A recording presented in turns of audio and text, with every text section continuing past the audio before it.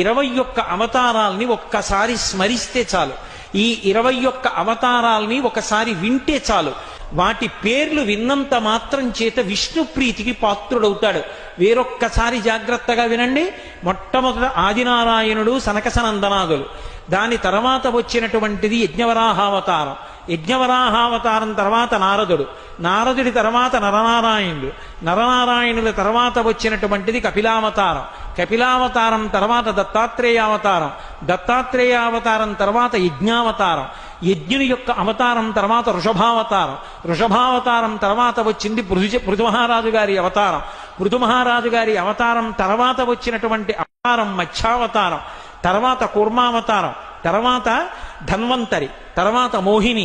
తర్వాత నరసింహుడు. తర్వాత వామనమూర్తి. తర్వాత పరశురాముడు. తర్వాత రాముడు.